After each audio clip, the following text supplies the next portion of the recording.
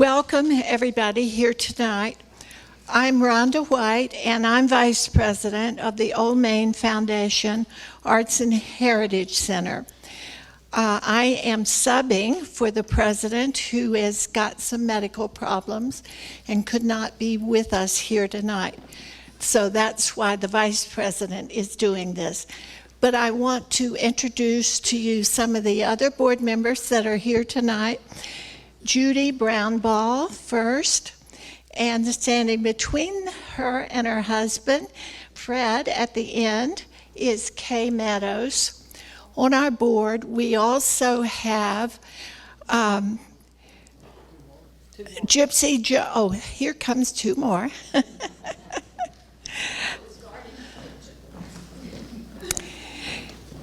This is Dreama and Alvin Rose. They are on the board as well.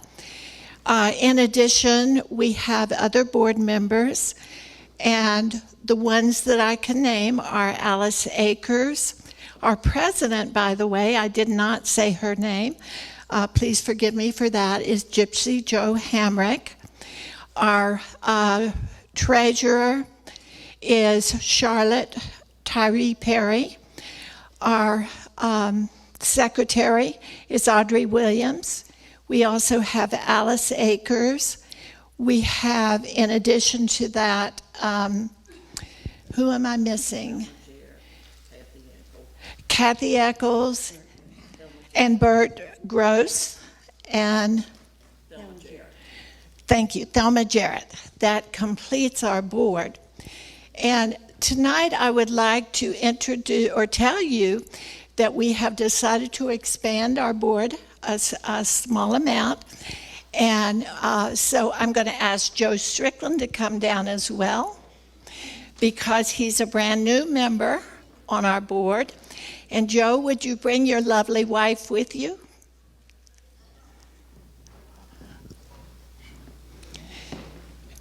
Joe is also president of the Nicholas County Historical Society, and he will be sitting on both boards.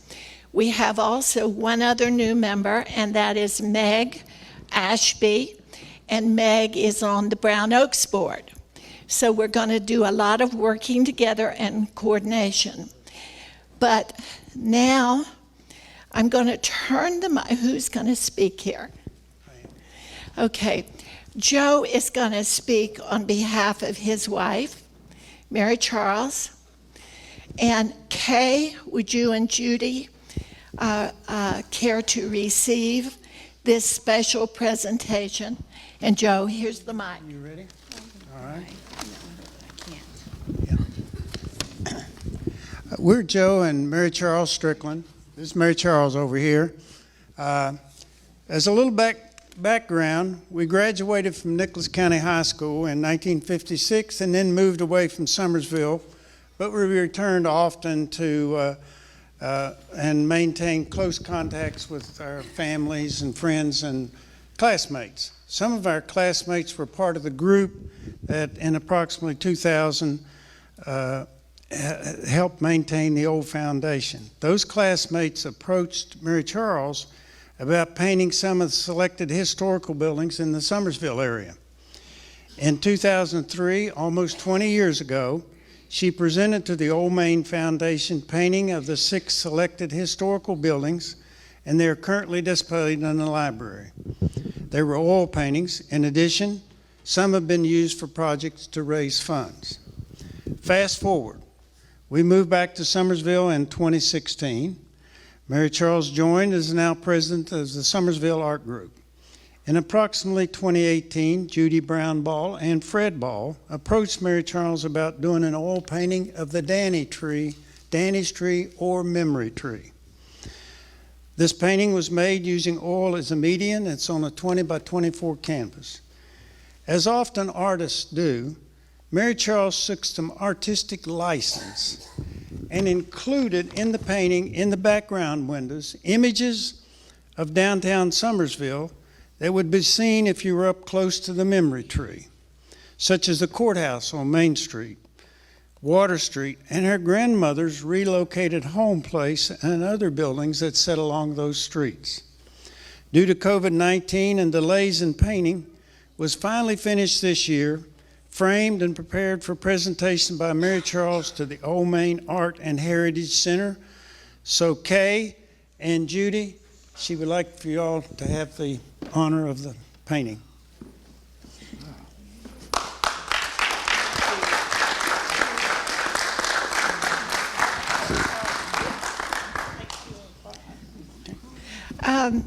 Now I would like to call forward Wayne Halstead and Ralph Schaefer.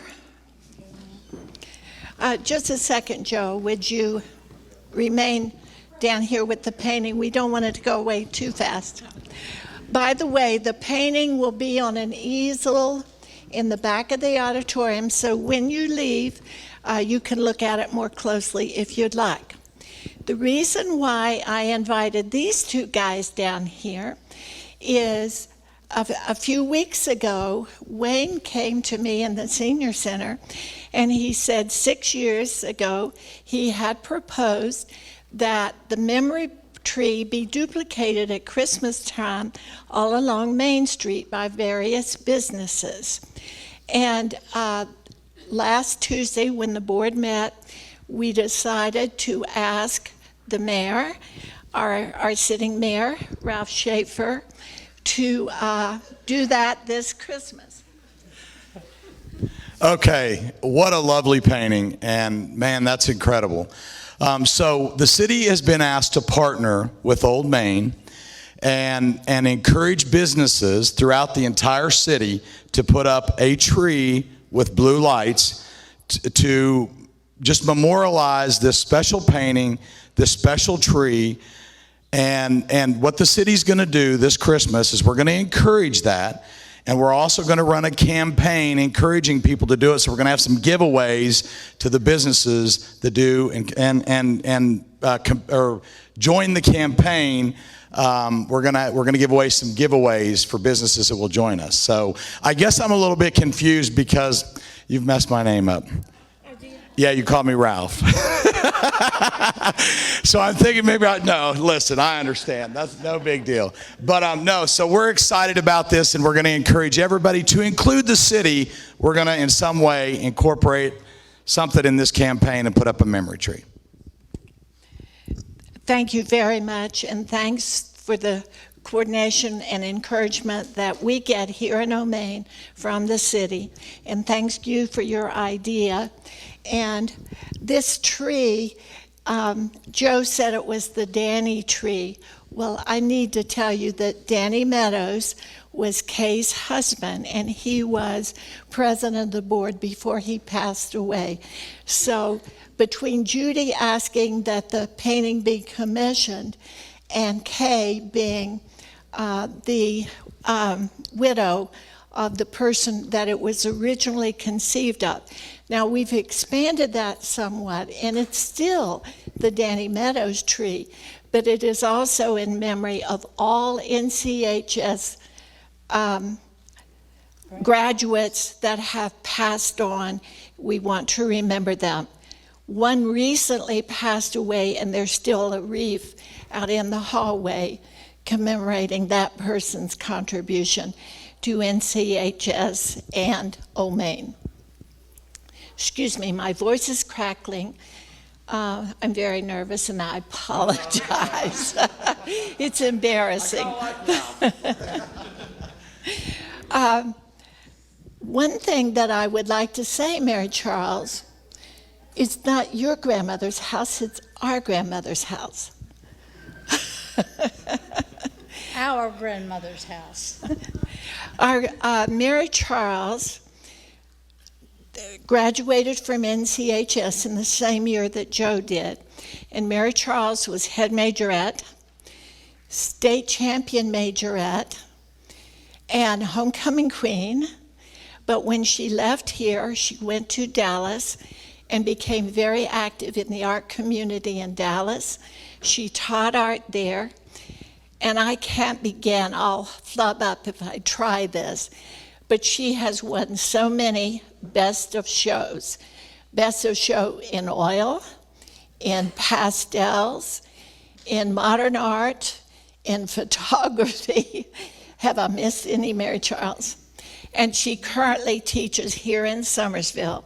So would you tell them how they go about getting lessons through you, the day and time?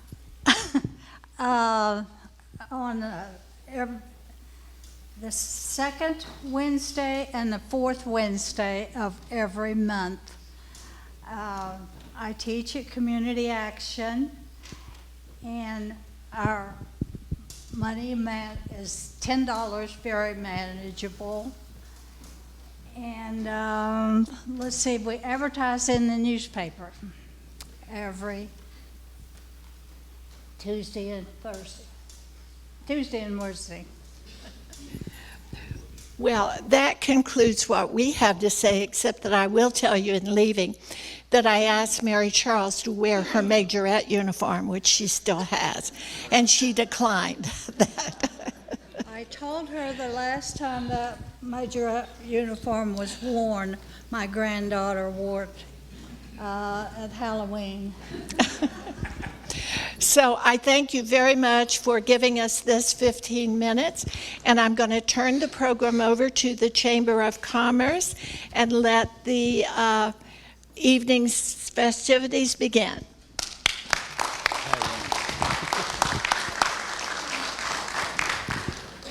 Okay, as people are coming in and sit, let me remind you of a couple things. Number one, if you have a question that you would like to be asked, make sure that you're getting that paper. It is out front. Miss Rita has those pieces of paper. Write that question down legibly as much as you can, and then if you just want to hold that up, our question vetters will come and get that. If you are participating tonight in Meet the Candidates, if you are a participant, please come to the front of the stage. We're going to huddle up for just a second, and then we will start right on time around 6 o'clock as close as we can. Thank you. My name is Lindsay Skidmore, and I am the Executive Director. I would like to start the night by giving some much due thanks. The Chamber of Commerce would not be able to do all that it does to help the local businesses and community without the amazing group of volunteers that we have. We currently have 13 members of our Board of Directors, and many of them are here with us tonight. The Chamber is broken up into committees. This event tonight is put on by our Education Committee, which focuses directly on the education of the community, business owners and leaders, our youth, and more. If you are a Chamber board member or Education Committee member, please stand up.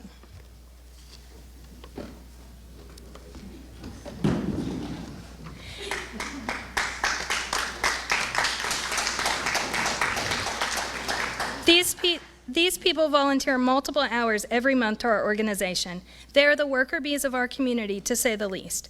They are continually coming up with new, innovative ideas to help local businesses and organizations, and are putting in the work to keep driving our community forward. So thank you to each and every one of you for all that you do. Many of the Chamber businesses have also pitched in to make tonight possible. If you haven't yet, please be sure to grab a delicious cookie provided by Nicholas County Career and Technical Center, and a bottle of water donated by Mountain Lake Campground. I'm sure that you have noticed the beautiful floral arrangements on stage that Fresh Start Market has graciously customized for tonight's event. Kirkwood Winery has dressed up our tables with linens, and even our local radio station, 3WS Lake Country 95.7, has pitched in by lending us their voice, Bill Wise, as tonight's moderator. The Nicholas Chronicle is here with us tonight as well, so please be sure to pick up a newspaper in the upcoming weeks to read about tonight's event. We would like to thank Summersville Community Television, or SCTV, for being with us tonight. They are not only recording tonight's event for future viewing, but they are currently streaming live.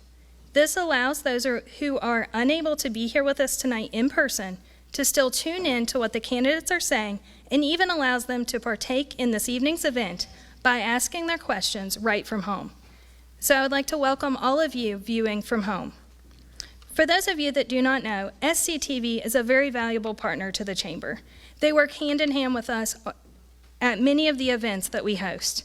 Most of the time, they do not get the recognition that they deserve because they are the ones behind the camera. But please join me tonight in giving them a round of applause.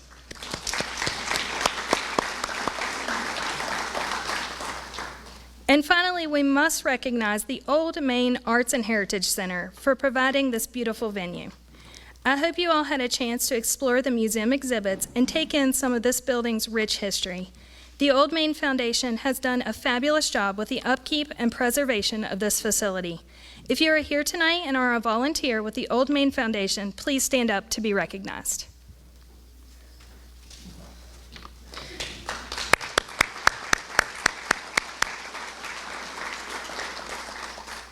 Also, if there is anyone here tonight that is interested in helping with the organization, please see one of these wonderful people for more information, as they are always looking for new members. Thank you again for all that you guys do. And with that, I would like to introduce the Summersville Area Chamber of Commerce President, Jason Needs, to give you a rundown of tonight's events.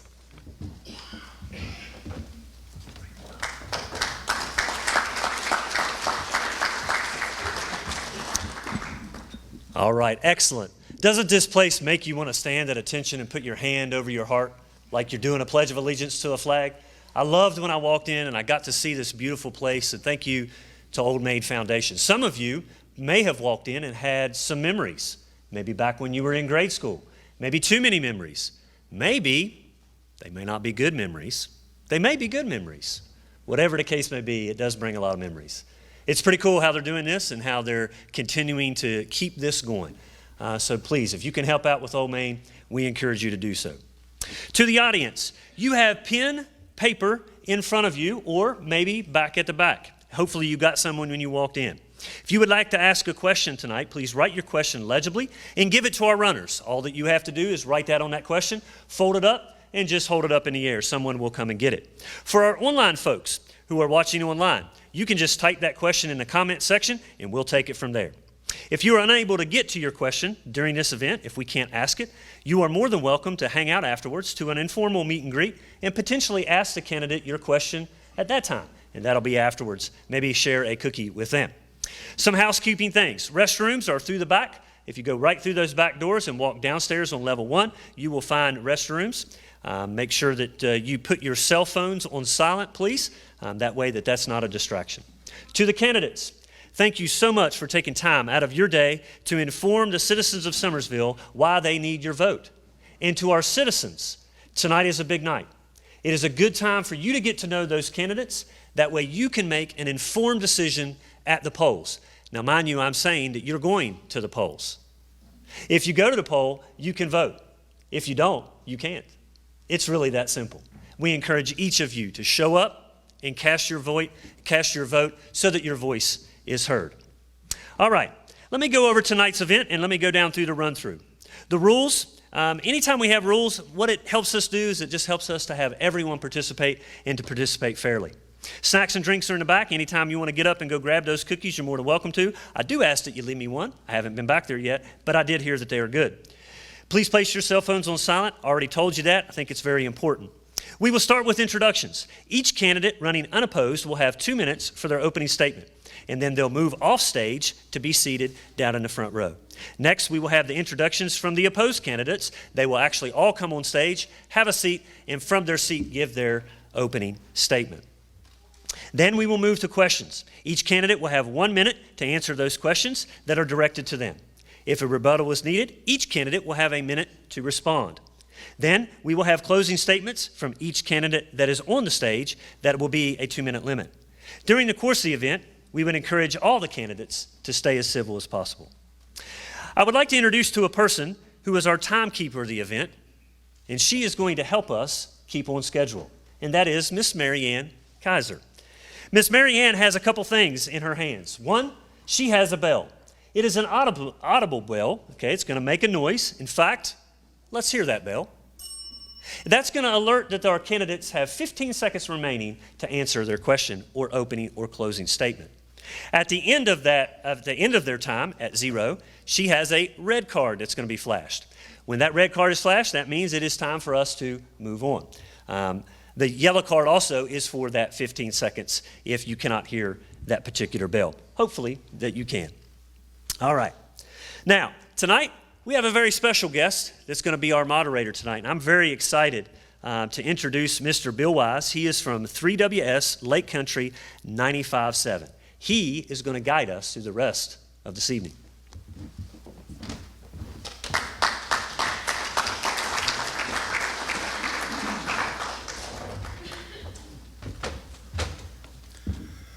Hello, how's everybody doing? That's awesome. It is a pleasure to be here tonight. First time I've been in the Old Main Auditorium, and this is a nice facility that the city has to use. The foundation's done a great job restoring it, and what a great place to have this event tonight. And it's again, it's an honor and a pleasure to be able to be a part of this tonight with everyone in the building tonight. Okay, let's move right along. I have a trusty notebook right here. All right, we're going to start out with those running unopposed tonight. Each one will have 2 minutes to give an opening statement, and then we'll move along as you heard Jason mention a while ago. First off, we're going to start with our city recorder, Gary Withey.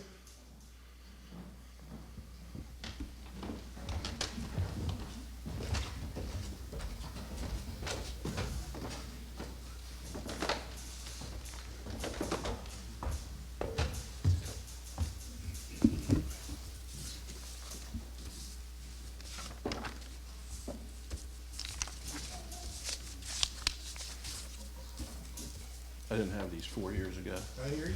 Yeah. Good evening, everyone. My name is Gary Withey, candidate for City Recorder. Thank you, Old Main Foundation and Summersville Area Chamber of Commerce for hosting us in this magnificent venue. I've been blessed and honored to serve as your City Recorder over the last 4 years. 4 years ago, I stood in front of you, and my platform was quite simple. For the future of Summersville, I hope to work side by side with the mayor and the city council, strengthening and constructing facilities that would give our youth more opportunity, strengthen our economy with new business, and remain fiscally responsible. I believe by the end of the evening, you will all agree we are doing just that. First, we needed a plan. In 2019, mandated by the state of West Virginia, we had to create a 10-year comprehensive plan. Through a collaborative effort, we created a plan that the city of Summersville can be quite proud of, appropriately named Moving Forward Together. Our plan is a first-class plan and not just a document on a shelf. It is a working plan. We are already witnessing phases of the plan coming to fruition relative to parks, recreation, economic development, and implementation. Rest assured, all of the recorder responsibilities regarding the collection of monies into the city are being closely monitored and held to a high standard. As your recorder, I will continue to evaluate our ordinances. With a large number of them written in the 60s, they need to be evaluated and made sure they are appropriately aligned to achieve our comprehensive plan goals. My first 4 years were very gratifying. I am proud to say we are positioned to knock the ball out of the park over the next 4 years, no pun intended. I look forward to working with you again as we move forward together. Thank you and have a great evening.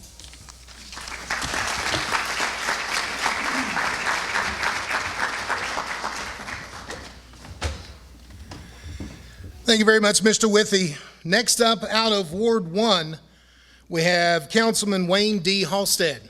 Mr. Halstead.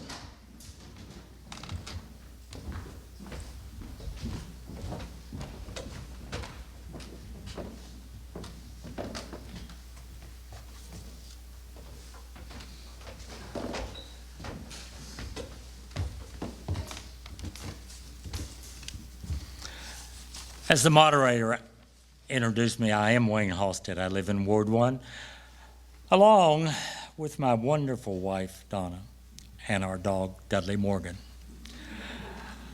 I've been on council since the beginning in 2010, and if you do the math, you'll say, wait a minute, that doesn't make up 4 years' terms. That's because I was appointed at the passing of Joe Heater in 2009. I'm a graduate of West Virginia University Institute for Technology with graduate work done at Indiana University in Cincinnati, Ohio, and Lafayette College. I was employed by the Nicholas County Board of Education for 35 years. I'm an Army vet serving in Vietnam for 14 months. During my 35 years at Nicholas County High School, I was the director of choral music. I'm a proud advocate and progress keeping our young people and our senior citizens at the forefront.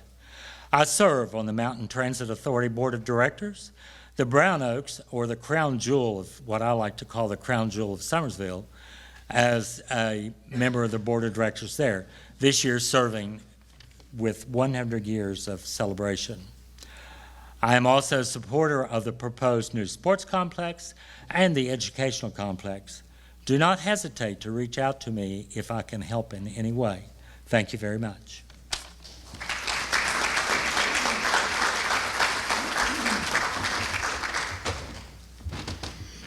Mr. Halstead, thank you very much, and thank you for your service. Next up, we have Ward 1 Councilman Stevie LaRose.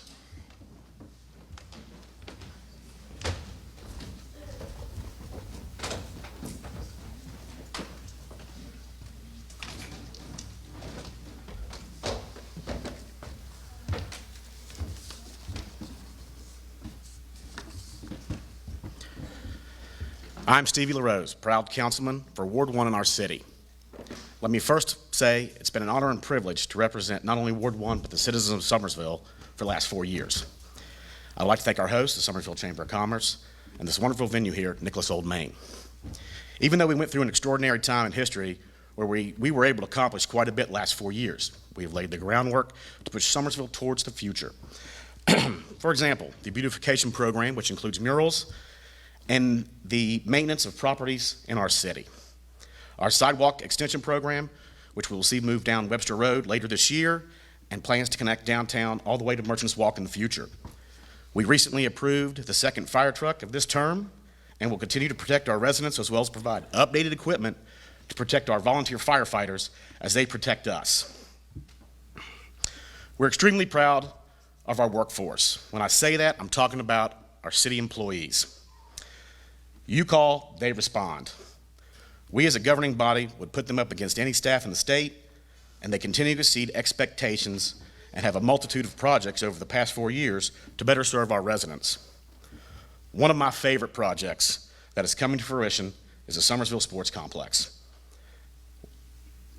in which the city has secured property, and we are in the process of securing funds for the complex to rival any other complex in the state. This will bring tourism and sporting events to our great city, which in turn will help grow the businesses of Summersville. In closing, I truly enjoy the interaction with citizens of Summersville. In the last 4 years, I've had multiple citizens reach out to me with ideas, concerns, and solutions to help make our community better and safer. This is our home. It takes all of us to continue to make Summersville a better place. I look forward to continuing to do my part as a citizen of Summersville and serve on our city council. Thank you.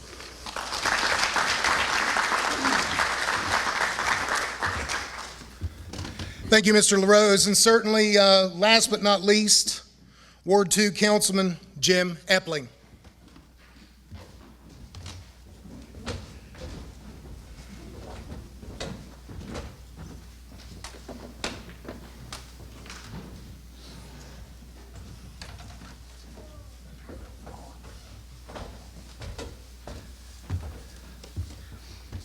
Good evening. Thanks to the sponsors, the Chamber, the Old Main Foundation, all those that were involved in this. By the way, my picture's on the wall out there, 1967, if you want to laugh. My name is Jim Epling. I have lived at 413 Water Street for 40 years or more, and am running unopposed for re-election to City Council Ward 2, which will be my third term. Some of the things I have been involved with are Board of Trustees for the Summersville Regional Medical Center. I served on 2 important committees during some very difficult times, and I'm so very thankful that there is now a more secure future for hospital care in our community. Yay. Planning and Zoning Commission, I played an active role there, but more needs to be done so that our ordinances are more easily understood and enforced. Of course, you're going to hear, I think everyone mentioned the sports complex. I'm on that committee. and look forward to making some serious progress once funding is nailed down. That's what we're waiting on. The new nursing home, I was on the vendor selection committee for that, and I think we made a great choice in Stonerise. I had a brief tour this past weekend, and I was impressed and very thankful that it is now a reality in our community. Has everybody been there? You ought to go see it. It's great. Aside from some of the things mentioned before, I think we can hope for some others. Completion of the Kentucky Road Stormwater Project, completion of the Webster Road Sidewalk Project, the study completed for better utilization of Summersville Lake, that's a big deal. Increased utilization and stabilization of the airport. A better means to deal with the problem of dilapidated structures in our town.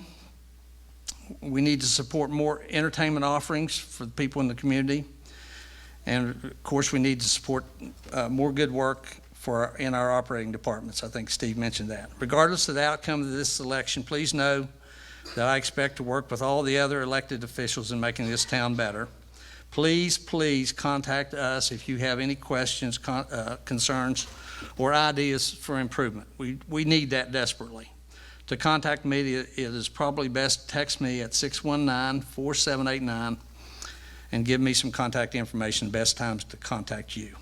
It has been an honor and blessing to have been able to represent Ward 2 on City Council, and I wish the best for you and your families. Thank you.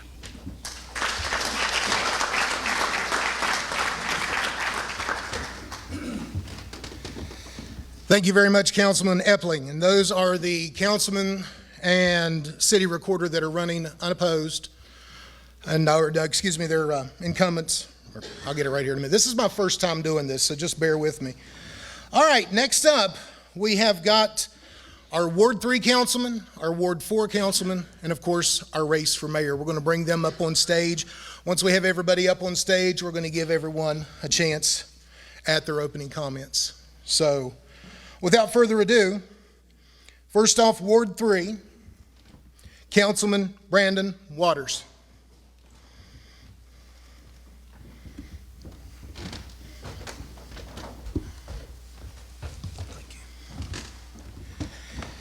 Ward 3 candidate B.J. Smith.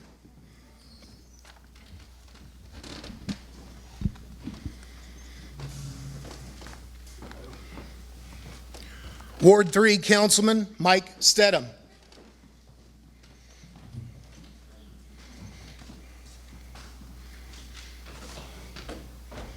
Ward 4 Councilman Ross Chuck Shaw.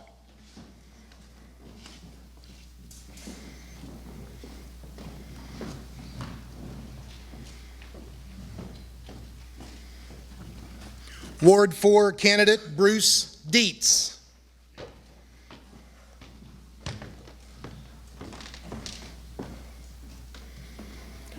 Ward 4 Councilman Eugene Gene Underwood.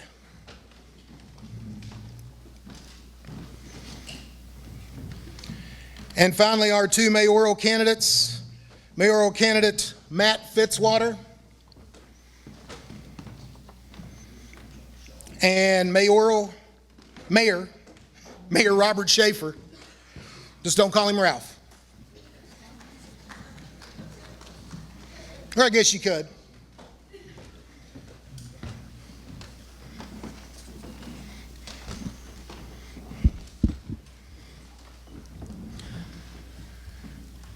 Now that we have everyone seated, we will begin with the opening statements. First off, Ward 3 Councilman Brandon Waters.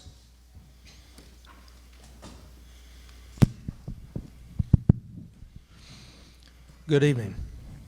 My name is Brandon Waters, and I'm currently serving as one of the council representatives for Ward 3 and have been for the past 2 terms.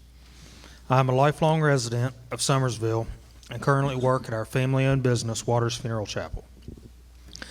I am the son of Greg and Mary Waters, married to Brianna Waters, a teacher for Nicholas County Schools, a proud father, a high school golf coach, and a local business owner.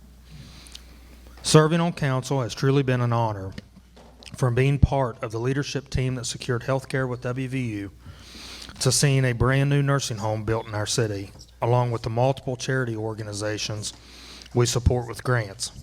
Serving on council for Ward 3 has truly been a blessing. In the next 4 years, we have already started working on a sports and recreational complex, along with a visitor center for the area, and finalizing the next 2 phases of our nursing home. I would like the opportunity to see these projects through for the future of Summersville and ask for your support and vote on June 13th. Thank you very much, Councilman Brandon Waters. Next up, opening statement from Ward 3 candidate B.J. Smith. Good evening, Summersville. Can you hear me? My name is B.J. Smith. I come to you this evening unplanned, unrehearsed. I just think that's the best way for me to get the right answers out and where I am and what I've got. I live on Starbuck with my lovely wife, Stephanie. She couldn't be here tonight. She's sick. I've got 3 awesome boys. I'm sure you guys have seen them around town.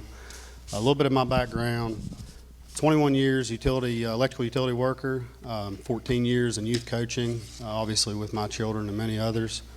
I've served 12 years in the Army National Guard, having 2 combat deployments to Iraq with some leadership roles there. I've had about 5 years as a member of the Board of Directors of Chamber of Commerce and also a couple years now on Planning and Zoning Commission.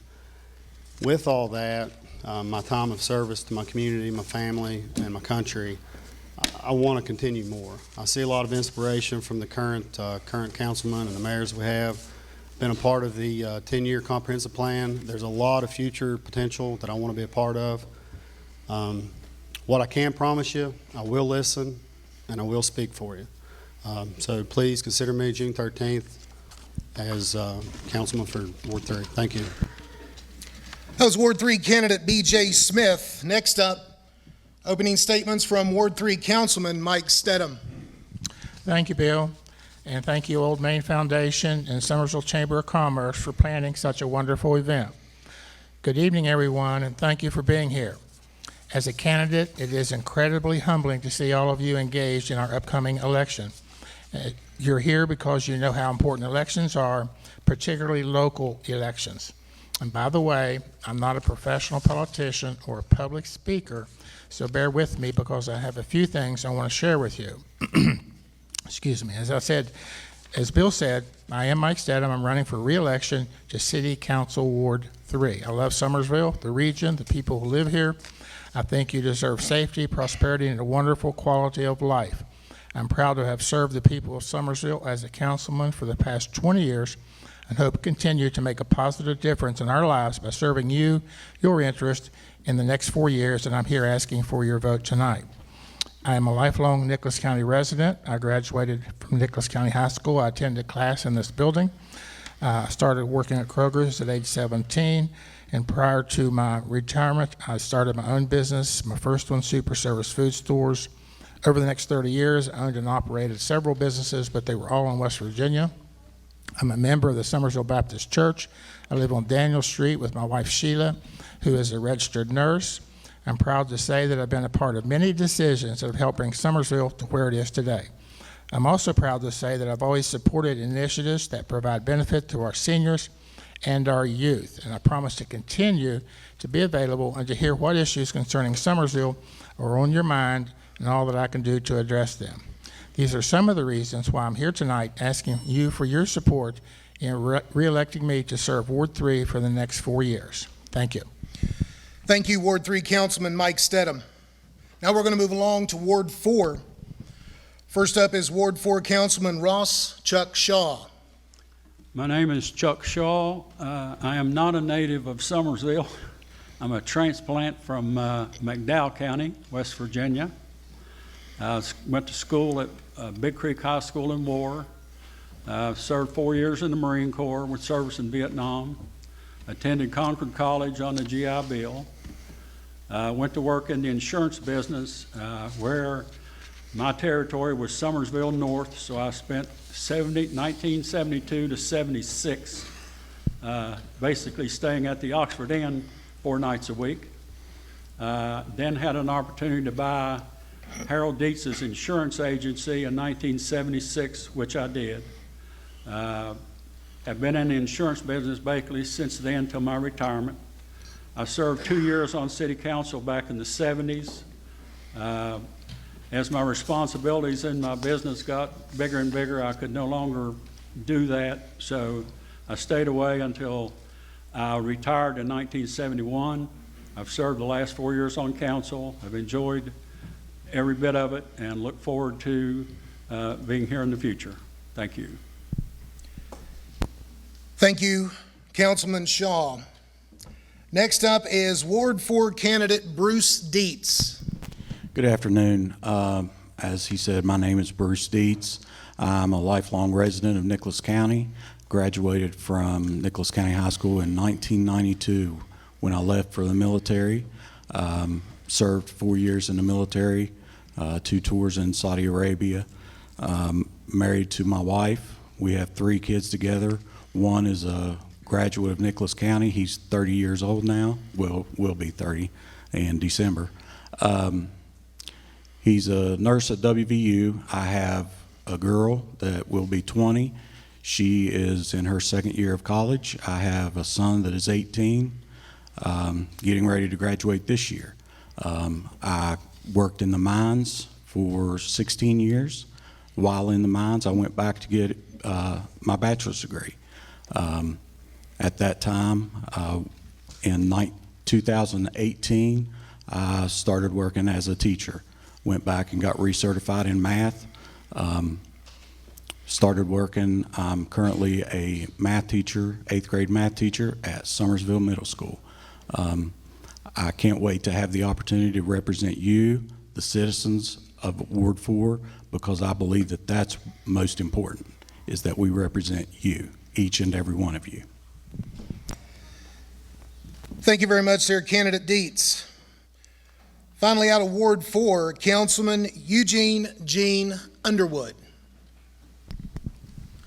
Thank you. I am Eugene Underwood, and I am seeking re-election for the Summersville Town Council for Ward 4, the voting precincts in Summersville Grade School. I've been an active member of the Summersville for the last 53 years. Little closer with the mic. Okay. It doesn't bite, I promise. I have 2 growing children, Michelle Underwood of Summersville and Michael Underwood of Summersville. I have 2 grandchildren, Brittany and her husband, Nick Hamrick of Morgantown. And I have Madison Underwood of Summersville. Also have a great-granddaughter, Eloise Hamrick of Morgantown. Many of you will remember my wife, Hazel. She spent 30 years at the Nicholas County Board of Education prior to her death in 2014. I have been blessed with a new friendship, Patsy Foster, also of Summersville. I've been an active member of the several businesses in Summersville, but I'm now retired. Served as president of Summersville Little League, Summersville Lions Club, Summersville Chamber of Commerce. I served on the community of Nicholas Memorial Park, president treasurer of the Nicholas County Parks and Recreation Board. I've been a board member for the Summersville Senior Center, volunteer for the Deputy Giacomo Memorial Golf Tournament, and a member and past trustee of the Summersville Baptist Church. And I think I'm well qualified for a vote for the re-election be on June the 13th. And go and vote for everybody. Appreciate it if you'd vote for Eugene. All right. Thank you very much, Councilman Underwood. Finally, in the mayor's race, we're going to hear from candidate for mayor, Matt Fitzwater. Is it going? All right. First off, I want to thank everybody for coming out tonight. Thanks for the Chamber for throwing this on. It's truly an honor to be here. For those of you that don't know me, my name is Matt Fitzwater. I'm the owner of the local here in Summersville. I was raised here in Summersville. I grew up in our youth center under City Hall. Mr. Hosted was my choir teacher. I'd probably say that Summersville pretty much made me the man I am today. Right out of high school, I joined the military. I went off to the United States Marines, And after that, I spent the next 16 years of my life in San Diego. Right after COVID hit, I decided it was time to move back and be with my family. That's when I opened the local, and I had a daughter. One thing that was really concerning to me was I realized that my daughter has less opportunity now than I did as a kid, so that's what really triggered and ignited me to decide that I wanted to run for mayor. I'm a business owner, and I plan on taking this. I plan on approaching this in one way. I view everything in my life as an asset or a liability, and that's how I plan on governing. I plan on transforming Summersville in two ways. I plan on growing, monetizing, and growing our assets, and minimizing our liabilities and even eliminating them. The second way that I want to transform Summersville is through image alone. I believe that we're viewed through the outside community as nothing but a fast food haven. The outside community, it's hard for the youth growing up here. I hear it a lot in my business. So I want to change Summersville to a more youthful, exciting community, and a place for my daughter to be proud to grow up in, and your children. And it's really exciting to be here tonight. Thank you. Thank you very much, Mr. Fitzwater. And finally, Mayor of Summersville, Mayor Robert Schaefer. Thank you, sir. Good evening. I got to tell you that I am the proud sitting mayor of the city of Summersville, and I am extremely proud of who we are and what we're about. What I'd like to use my opening statement for is to thank some very important people. I want to start first with my family. Next month, my lovely wife and I will celebrate 38 years of marriage. I in no way, shape, or form could be who I am or what I do without my wife. Shauna, thank you. I'm excited tonight to have with me my daughter and her husband and my grandson, Shaylin, Josh, and Rhett. I thank you for making the trip down to be here tonight. Who could not be here with me tonight is my oldest daughter, Shannon, her husband, CJ, Tripp, and the new addition to our family, our twin granddaughters that'll be 7 months old here real soon. Family's so important, and I would never be able to do what I've done for this city and my life without my family, so I thank them. Next, I would like to move on to the citizens and many businesses, many of you I see here tonight, that have partnered and collaborated with Schaefer administrations to make our city, our little piece of paradise, what it is. I thank you, and in a good way, I look forward to working with you in the future to continue to build on the foundation that we have. I want to thank the Chamber for hosting this event tonight, and what an awesome forum, Old Main Foundation. It's been a pleasure to partner with you in many ventures, and I look forward to doing so in the future. Lastly, Matt, I'd like to thank you. I first want to thank you for your service to this country. I admire you for that, and all veterans. As we approach a very important holiday, Memorial Day, it's time for all of us to think about the importance of those who have served, and as you've heard, we got many of them up here tonight. I thank all of you for your service, and I think most important, let's think about those who paid the ultimate price for our freedoms. Matt, I would also like to thank you for being a business owner in Summersville and actually opening a business in extraordinary times during the pandemic. He's to be commended for that. Lastly, I want to thank you for running a respectable and honorable campaign. That's what makes it good when we get to the topics and the issues at hand that will better and improve the lives and those who choose to do business in our city. With that said, I look forward to tonight's discussion about our future. Thank you. Thank you very much, Mayor Schaefer. There you've heard the opening statements. Again, we're getting ready to move on to our questions from you, the audience, which are extremely important because these are questions that's going to raise awareness not only amongst you out in the auditorium, but amongst these gentlemen right here. And it's going to make them sit back and think about when they go to work tomorrow or when they get elected to office, what is important to you guys. Events like this are extremely important, and most of all, it's important to get out and vote. A lot of people say they get out and vote, but numbers historically are down. Encourage every one of you to get out and vote on Election Day, and encourage those around you to get out, because the only way that you have change is if enough voices are heard. Election is coming up June the 13th, so again, get out there and vote. We're going to start off with our questions now from the audience. Going to begin with the mayoral candidates and the mayor.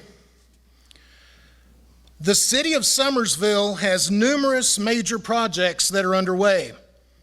How will you personally build relationships with state leadership, national leaders, and business leaders to help fund and continue these projects? First off, Mr. Fitzwater, we're going to give you a chance to answer. Yeah, for me, like I said in the beginning, I view everything as an asset or a liability. We do have a lot of partnerships in Summersville, and I commend Ralph Schaefer for it. One thing that I want to focus on in Summersville is utilizing the assets that we already have.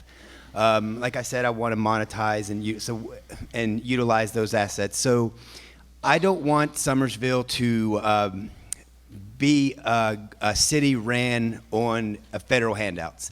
If any time we need anything done, we have to wait for grants, anything like that. So what I mean by I want to utilize our assets. The first thing that comes to my mind is the Armory.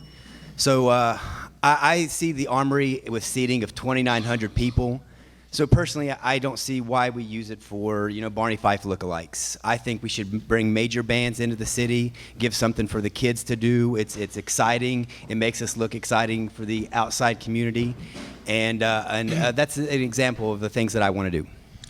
All right, thank you much, Mr. Fitzwater. Now, Mayor Schaefer. Wow, there's no way I could cover all of the partnerships and collaborations that we've created here in the city of Summersville, but let me highlight a few if I can. First, I want to talk about last Saturday. Actually, a week ago Saturday, I was on the phone with the Attorney General. A Saturday 10 a.m. appointment, talking about moving forward with our community, because we were one of the first out of the gate to respond to the dollars that are being made available through the lawsuits that came through the state settlement for the opioid crisis.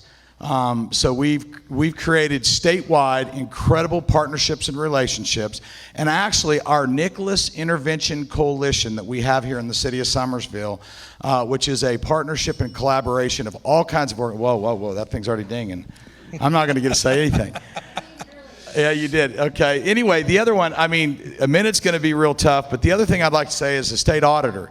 The new transparency program that the state had, we were one of the first 10 cities on it, and all of our finances in the city are transparent to the citizens and anybody that wants to go out and look at them through the state auditor's website. Future reference, we need more than a minute. I rushed through mine, he rushed through his, we need a minute. It's kind of tough to do word economy in 60 seconds, it really is.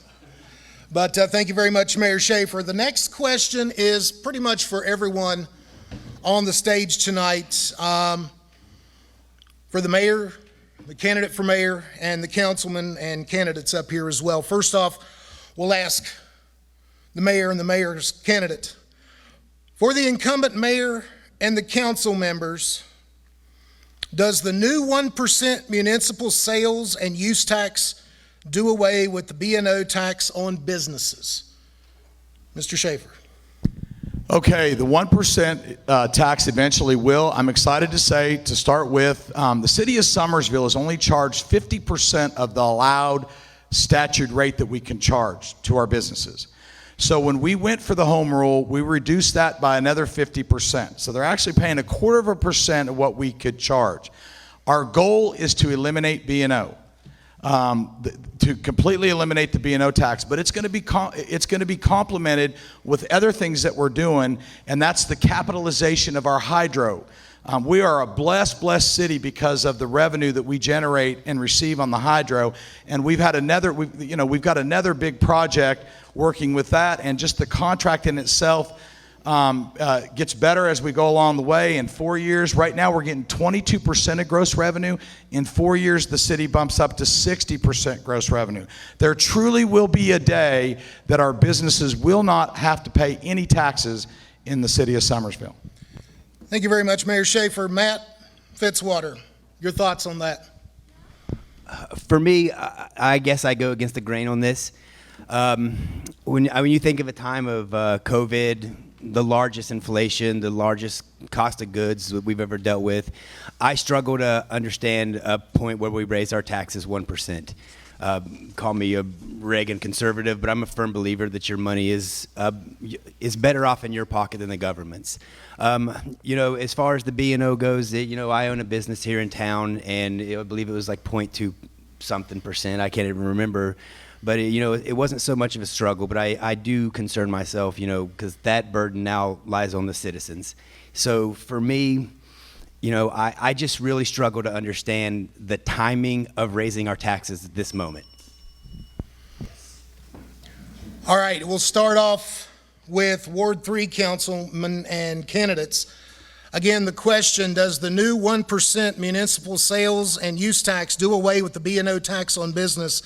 If not, why not? And Councilman Waters. Can I ask a point of clarity? Okay. We were told we could have a rebuttal. How does that work? You can ask for a rebuttal. Okay. We'll give you So 60. when they're done answering, I'd like a rebuttal. Okay, yes, sir. Yes, sir. All right, Councilman Waters. Like Mayor Schaefer spoke about, the discussions that we had in council about the 1% were whenever it was established and underway, we would do away with the B&O tax. And nobody is excited about raising taxes. That's no secret. However, some of the projects that we would like to do and some of the things that we would like to build in this city require funding. A, we have grants to go after. B, a large part of this will be able to support that and fund that. So in the long run, it should be a good thing for the city and the projects that we want to do in the city. Candidate B.J. Smith, do you agree or disagree with the home rule tax? Well, again, I'm new to a lot of this bill.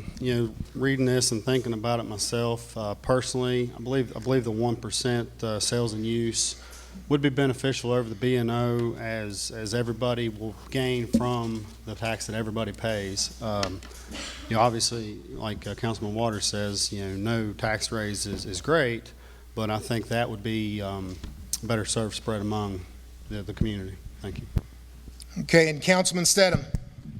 Yes, I agree with the tax. I voted for it. We put it in motion. The mayor explained it very well. And as for what we're going to do with the money, we could list for many minutes all the things we're doing in our town and have done in our town. And I like to put it like we are a small city doing big city things.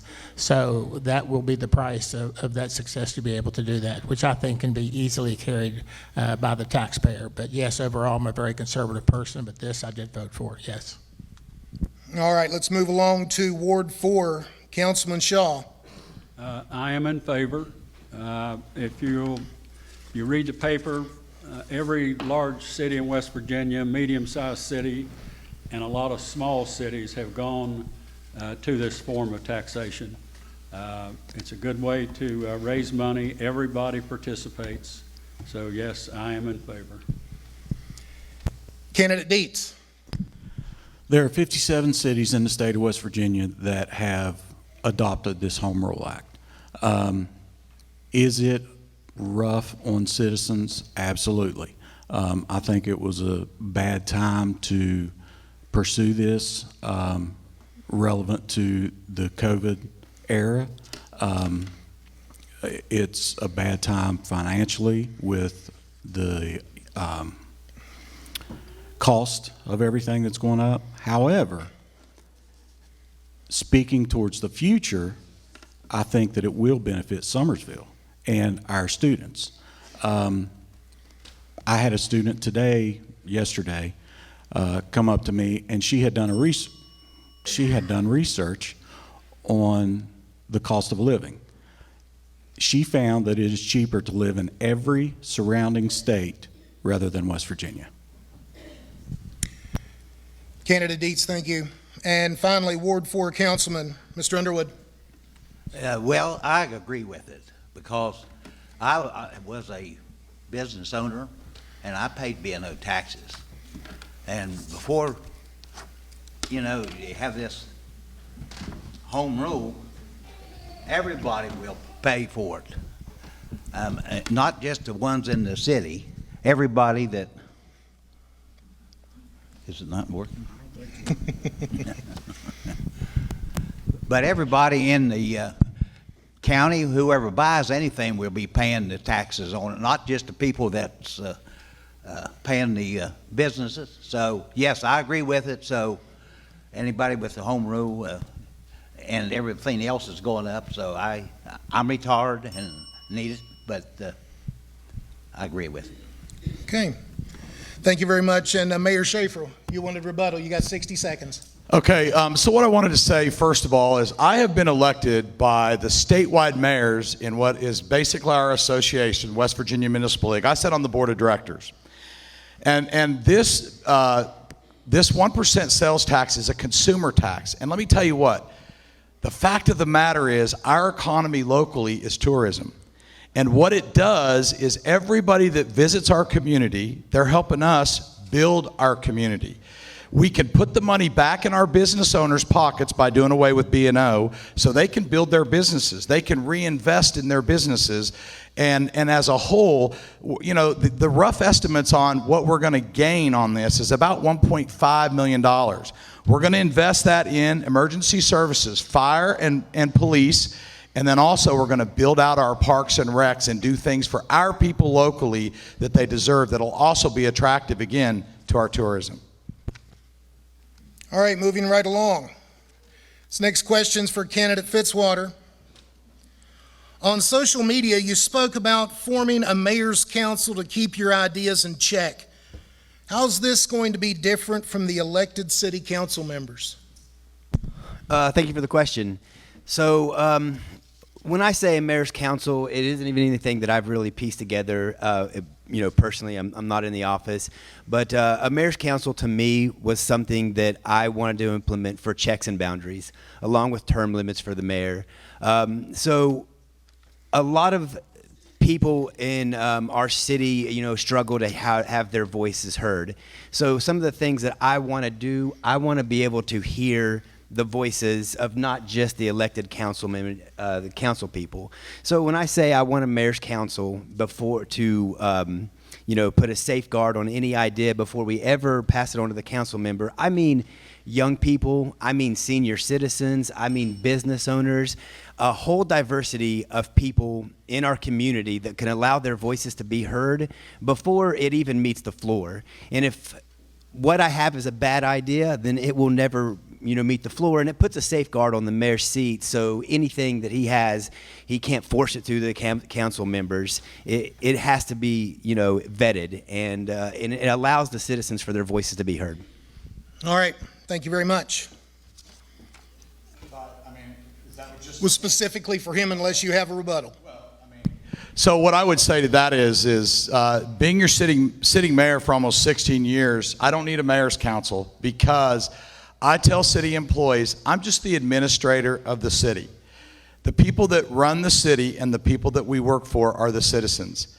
For 16 years, I've had an open door policy, and let me tell you, my phone rings off the hook because my phone number is on the web page. You call City Hall, and I'm not in City Hall, they're going to give you my phone number. And so I've always had an open door policy, always been transparent. And let me tell you, you got to wrap yourself around the fact that we elect a council for a reason. They work their wards. So even they bring things and we vet things, but there's structure, government structure for a reason. Okay, 60 seconds. Real quick, I probably don't even need 60 seconds. One of the, I guess you would say, as a council that I took is I called Sharon the mayor of Fayetteville, and it really struck this is what really brought up the idea for me. And I asked her, how do you bring in so much tourism, and have you ever been to Fayetteville on a Friday or Saturday night? It's insane. It's packed, full of tourism. And I asked her, you know, what would you say your biggest success is? And she said just that. You know, having a mayor's council, anything that comes through the mayor's council, it's usually just a good idea. And if one person doesn't agree with it, it just never meets the floor. So, you know, I just put credence in what she said, and I feel like it's a good idea to have everybody involved. All right, moving right along. This next question are for three of the folks up here, Councilman Waters, Councilman Epling, and Candidate Dietz. Do you think it's good for the city to have 3 members from one family on a 7-person council? First off, we'll give the mic to Councilman Waters. To be honest, I feel like my job is to represent the citizens as well as I can and be a voice for them. So I haven't given much thought to having relatives on council because they're in different wards and they have different folks that they represent. Councilman Epling. Oh, okay. Gotcha. I'm sorry about that. The question was for you as well, but let's see, Mr. Dietz. Well, I can tell you that if anybody that knows myself and Mr. Waters, we're probably not going to agree on a lot. That being said, it is my job to represent the citizens of Ward 4. The term nepotism was brought up, and like I told that constituent, you're going to be really hard pressed to find in Summersville people that are not friends. And I'm not benefiting from either one of these two councilmen. So, no, I do not see how it affects anything. All right. Moving right along to the candidates on the stage. We'll start off with the mayor and the candidate for mayor. If you received a $1 million grant to use for the city any way that you wanted, what would you do with it and why? First off, Mr. Fitzwater. Very easy. Youth projects. Like I said, my daughter's going to be raised in this town, and she doesn't have the same opportunities. Youth center door locked.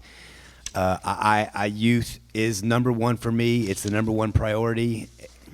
Transforming a community is all, you know, monetary, financial, but it's also an image.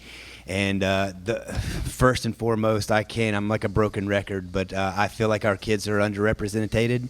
And the first thing I would do is build YMCA, skate park, just things the kids really enjoy. All right, Mayor Schaefer. Well, that's an easy one for me. I tell you what, City Council took the plunge at the end of last year, and we purchased 128 acres that we are going to build into a first-class, second to none. First and foremost, our youth deserve it. Secondly, it's going to help us as a community drive more economic development to our community. So that's an easy one. As we currently work today to try to find the funding to build that park out, and we will. What we don't find, we're eventually going to borrow because we've got the capacity to do that with our financials here at the City of Summersville. But that's an easy one. We would begin to build that out. First phase is going to be the mountain bikes, trails, both hiking and biking. Then's going to come the well-needed and long overdue soccer complex for the soccer kids, and then it goes on from there. That's where I would start with the $1 million. Thank you very much, sir. Now we'll move along to Ward 3 Councilman Brandon Waters. Absolutely, sports and recreational complex. Now that healthcare is already taken care of in the area, nursing homes already taken care of and started, the sports and recreational complex will be a huge thing for the city. Candidate Smith. Yeah, thank you. Obviously, being a representative for the Ward 3, I would take into consideration what all my constituents brought to me. But off the top of my head, 3 topics that I would spend it on would be 1, youth activities, elder activities, and also community and public safety and infrastructure. What being sidewalk, lighting, anything to do community safety. Councilman Stedham. Yes, I would spend it toward the youth center. It is going to be state-of-the-art, top in West Virginia. And as a council member, I know we already have monies coming for the state, for our city police, for the fire departments, and various things through the COVID monies and so forth. So I know those bases are covered. Thank you. All right, let's move along to Ward 4, Councilman Shaw. The youth center, to me, is the most important thing right now, so that's what I would use it for. Candidate Dietz. Two top priorities. Everyone's already mentioned the youth center. The second issue are our stoplights in Summersville. I would look at a camera system for mail-in tickets for people that are running stoplights in Summersville. My wife and I were driving to work this morning and just about got hit by an 18-wheeler. Had we pulled out when it was green, I would have been hit and not been here tonight. I'd have been up at our WVU hospital. And finally, Councilman Underwood. Yes, I'm for that sports complex, and I'm for all the kids. I've been a coach ever since I was 21 years old, and I've been a president in Little League. For the basketball, I've been football. So everything that compares to the kids, I will support it, and I would put that money to the sports complex. Thank you very much, sir. All right, the next question we'll ask the mayor and the candidate for mayor. First off, Mr. Schaefer, how will you address issues that come up in the city that may not be in the best for your personal business, but are the right thing to do for the city? Well, I've been doing that for 16 years, you know, it's just the nature of the beast. My business takes a backseat to what I do as mayor for the city of Summersville. And, you know, it's interesting. The city of Summersville job is considered a part-time job. I'm considered a part-time mayor. And you can rest assured that the city of Summersville gets 60 to 70 hours a week from your mayor. I live, eat, and sleep the city. So there's never been a conflict with me. As a matter of fact, if anything, it's hurt my business because I've lost business because I've done what's right for the city of Summersville. Mr. Fitzwater. That one's pretty easy for me. I've already set people in place to take over my businesses if I were elected. I don't look at it as a part-time job. If I were to become mayor of the city, I understand what's at stake, and I would be available 24/7. It would become a full-time job for me. There's something that we have in my business, the restaurant business. They bring your food to the table, and they're called servers. I personally think that we should start calling our elected officials servers because it would help them realize that, you know, what they're here to do is, you know, serve the community. So that's something that I really put a lot of value in. I feel like we don't get our return on investments in our elected officials, and I hope you know that with me, you would have me full time, and I have an open door policy, and I'll be there thick and thin.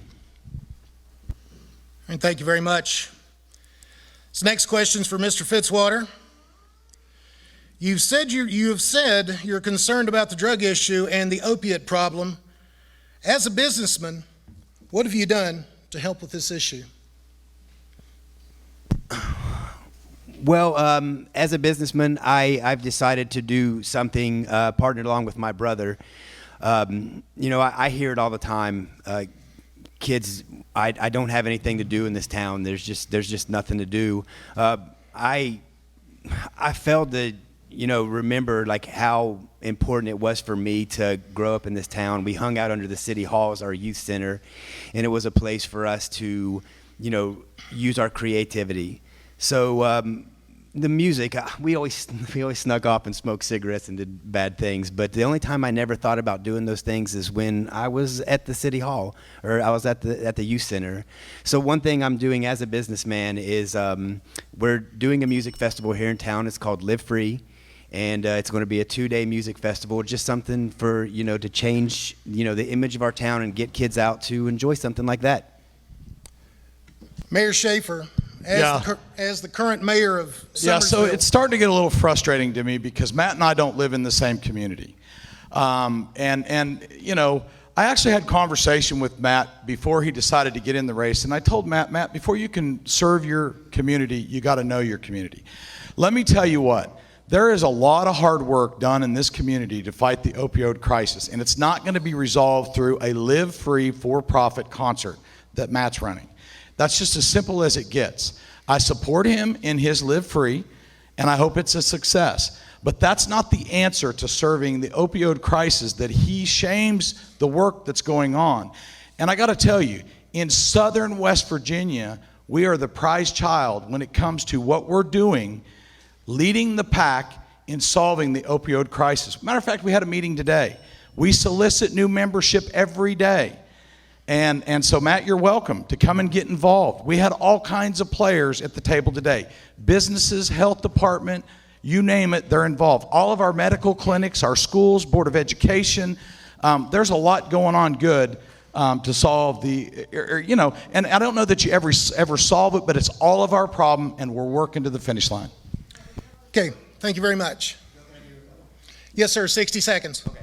Yeah, so I think a distraction is one of the biggest things that get our youth away from drugs. So... Turn your mic on. Working now? Yeah. Okay. I think a distraction is something for kids to do. Our median age in Summersville is pushing mid-50s right now. That's not because we have an overabundance of senior citizens. It's because our youth are leaving. You can look on Hotels.com or TripAdvisor. They're the #1 search engines for a place, for a destination, for a place to go. We have the lake, we have the armory, we have world-class rock climbing, we have river rafting, and we're not even in the top 25 of West Virginia. There's no pride in our community because we're viewed as a fast food town, and the youth see that. It's not fun, it's not enjoyable. It's good to have things for kids to do, and the image is very important, and that's why they're leaving by the droves. So we give them things to do. If you say a concert's not something that kids want to do, I say yes, it is. So that's where I stand on it. Giving them a distraction, something fun, and not just another Wendy's on the freeway, that's what's going to get it done. Okay, thank you very much, gentlemen. Next question is to all candidates, and we'll start out in Ward 3. To all candidates, how do you plan to help small businesses in our community to promote future growth for the local people, for the tourists, and for future businesses to come into the Summersville area? Councilman Waters. Several things. For one, the sports and recreational complex will hands down bring in tourism, fill our hotels, fill our restaurants, create shopping around town. And then the other thing will be what we were talking about earlier, the B&O tax. When we do away with B&O tax, that'll create opportunities for small businesses to be able to spend that money back into their business. And those two things should lead to a lot of growth in the area. Okay. Candidate B.J. Smith. Yeah, so first of all, ask my businesses what they need. What do you need to get your voice out there, to get your business to be seen whenever it's either local business or tourism business? As far as city, continue to support and invest in our Chamber of Commerce. I mean, Chamber's doing great things, just like what we got here tonight, and that's the Chamber's job, frankly. And they in turn also ask the businesses and what they need. So listen to the people. Councilman Stedham. That's a complicated question. It's a building block thing. I've been fortunate enough. I was at Northside Development, opened my first business up there in 1988. There wasn't a neon sign in sight, but everybody knew with the quarter coming through, saving an hour of travel time north and south, that it would come. And it was good. And then when it was 4-laned all the way to Route 60 from the Sutton area, it really took off. We have, last count, we have approximately 22,500 cars a day coming through our town. So now that you have the artery of business, and all those people were most of those people were traveling, they've all got money, they're doing things, and they stop because we're an 8-hour drive from Buffalo, New York, so forth and so on. So we just keep building the core of successful business, and the businesses will feed off that, and that's just how it grows and multiplies, and it's a snowballing effect, and Summersville has done a tremendous job of that, because that's what the corridors were built for, is economic development, and no one has done it better than Summersville. Ward 4, Councilman Shaw, your thoughts? Well, I basically just agree with what everybody else has had to say so far, and would encourage us to continue to use the Chamber of Commerce. Candidate Dietz? The Chamber is a great tool for advertisement. I actually spoke with a local business owner the other day, and their biggest concern was shop there. You know, that's what it boils down to. You support them by shopping there. All right, and finally, Ward 4 Councilman, Mr. Underwood. I have been in a business here in town, and when I came to town, there was no 4-lane highway going through the city. It was a downtown shopping. My business went out of business whenever it was going through the town, out of town, so I didn't have no more business, so we had to close up. Now they have the 4-lane out there, and they got a lot of businesses. We got a lot of B&O, and I think that the taxes and everything there is what we need, and get all the travelers that come through, and I don't know how many they do have, but we do have a lot more than what I was when I got started. Okay, I'll ask the question one more time, and then we'll turn it over to our candidate and our mayor.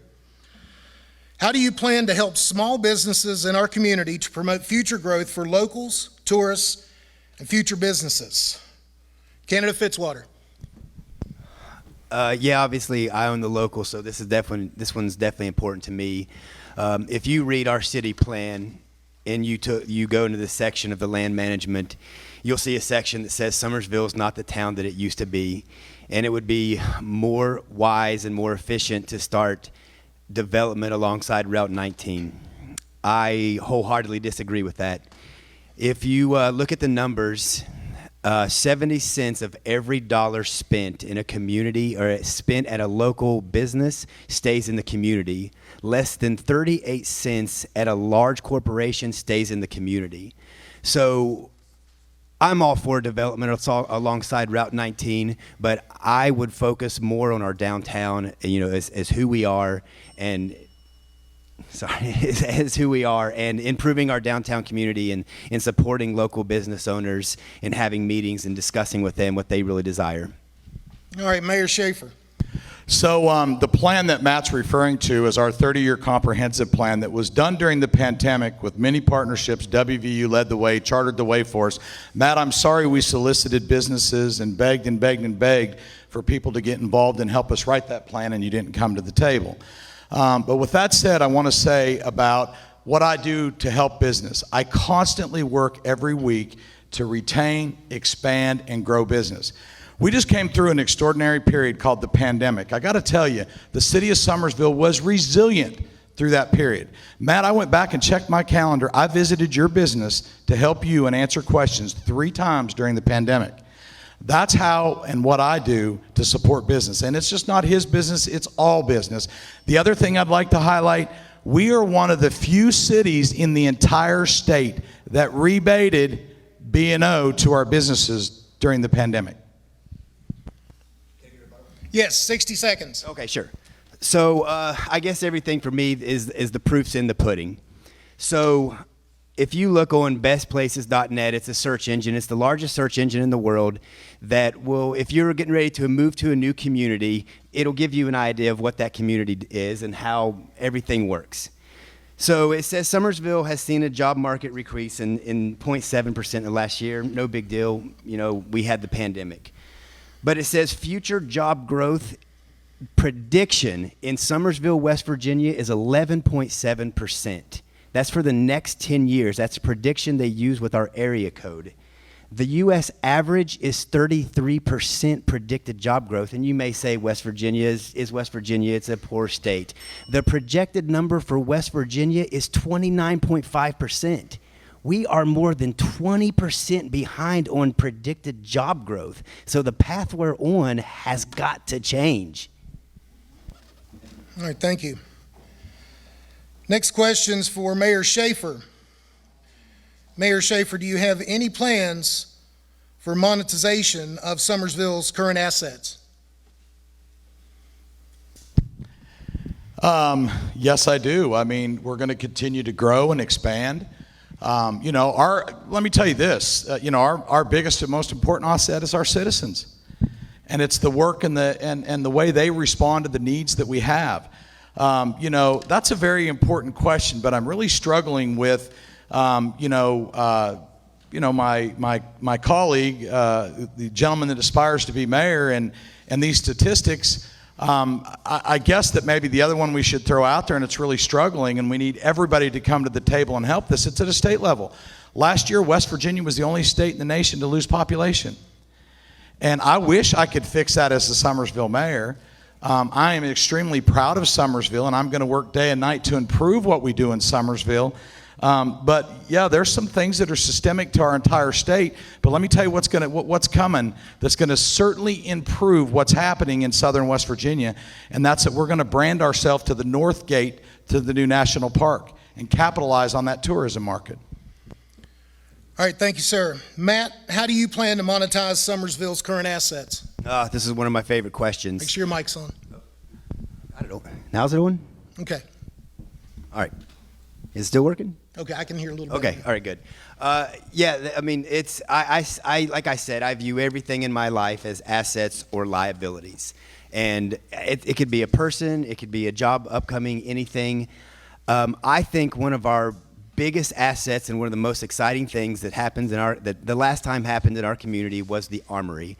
I was living in San Diego when Stanley Atkins put it in, but I think it's one of our best assets. There's about 2,900 seats in there, and we could be using it for exciting concerts and bringing people in. I mean, if you just do the math, about 2,900 seats at $50 a piece would be about $145,000. We just need to do 5 of those a year, and we're pushing almost $1 million. So that's one of the ways that I don't want to just wait on a grant. I want to make Summersville self-sufficient, so we don't have to wait for the federal government to give us something before we do it. If we start collecting our assets in every avenue and we run this like a business, we will be able to do the things we need without waiting and just do it. All right, next question is for all candidates on the stage.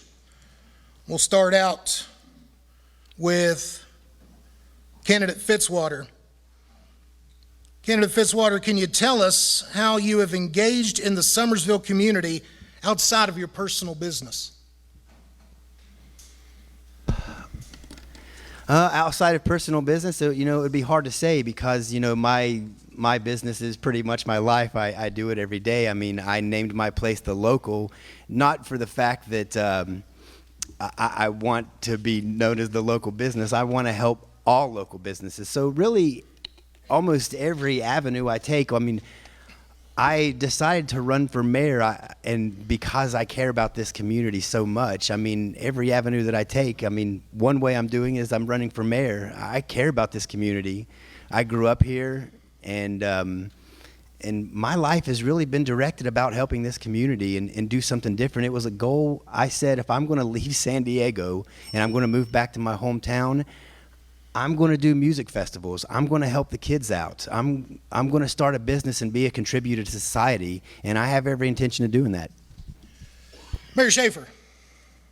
Well, that's a pretty easy one for me. I consider myself a big-time mover and shaker. I don't think there's anything that happens in this community that I don't know about and support. But it doesn't happen because of me. It happens because of you. I don't use the word I use the word we.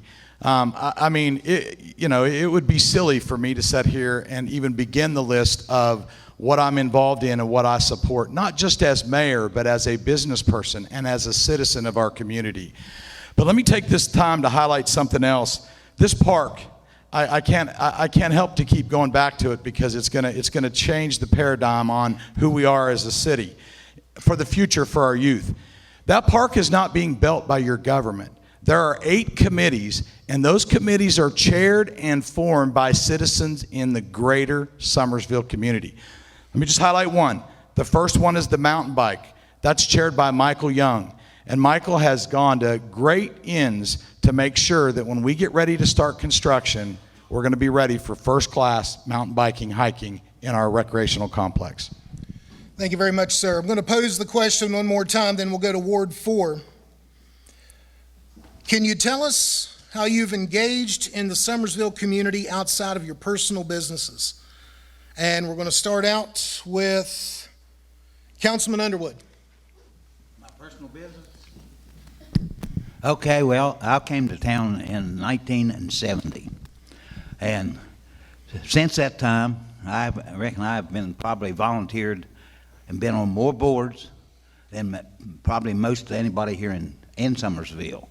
So I've put a lot of time, and I go to a lot of meetings, and I enjoy it. I enjoy the people, and that's why I'm on the city council, because I like the people. I enjoy working with them, and that's my goal, is to stay with them and keep working for them. Candidate Dietz. Outside of my personal business, I don't own a personal business, but I do teach. I engage and encounter 100% of the students that will flow through Nicholas County High School on a daily basis. Every 8th grader that is going to go to Nicholas County High School next year, I encounter. I announce football games. I'm an active participant in the community. I've coached, not baseball. Baseball was never my thing. I was football and wrestling, and I've coached both of those sports. And I will continue to be an active participant outside of education. All right, Councilman Shaw. I don't have a personal business as well. I'm retired. I guess you could say if I had a personal business, it would be serving on the City Council representing Ward 4. I do serve on any committee that I've been asked to serve on.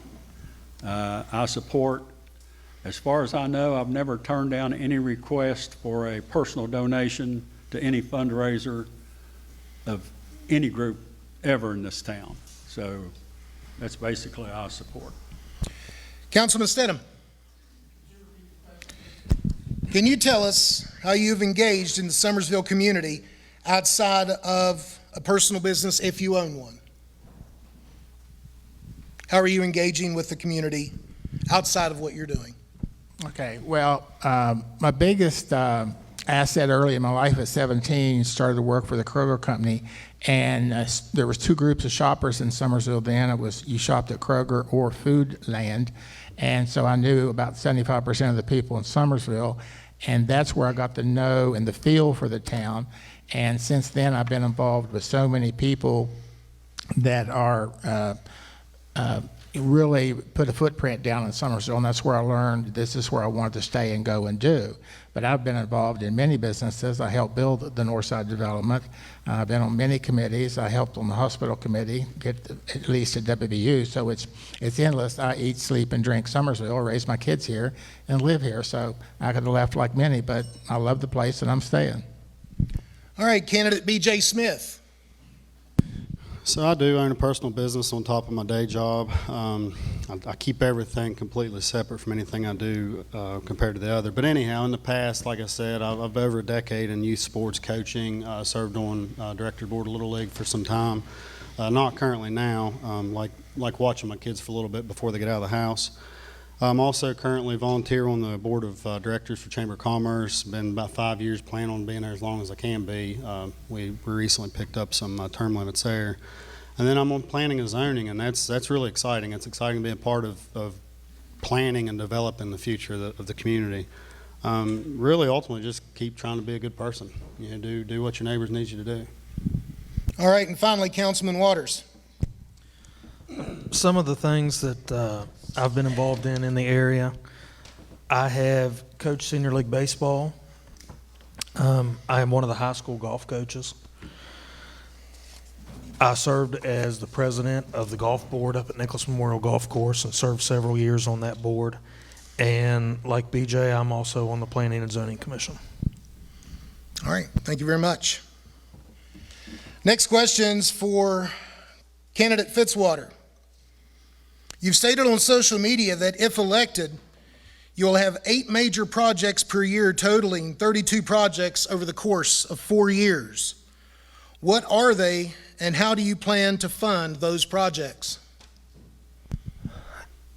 Yeah, so here's the way I look at it. If our tax dollars are going to go to our elected officials, and our elected officials, our council members here, I'm assuming they're running for council because they're working their way up the government ladder. So this would give them the opportunity to give them something to run on.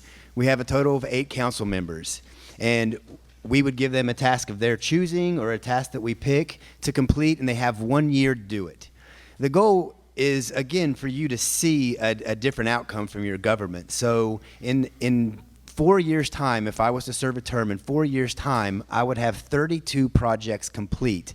33, I'm going to complete one myself. One thing that I do want to do is set up the armory for a music festival. So that way at the end, and let's say BJ here wants to run for mayor, here's his track record. Here's how you can look at it. And if someone else, like if it's a good, if it's bad, he has that to run on and you have a reference. Mayor Schaefer, what projects do you have planned, and how do you plan on funding them? Well, I'm a little confused again by Matt, because I don't know how he would ever do 4 projects if he's not going to use state and federal monies to assist with them. And, you know, let me talk a little bit about that. You know, I myself struggled at one point in time with this federal and state funding, because that is our tax dollars. But let me tell you what, I'm first in line every time those dollars come out. You know why? Because they're going somewhere. I want them to come to my community.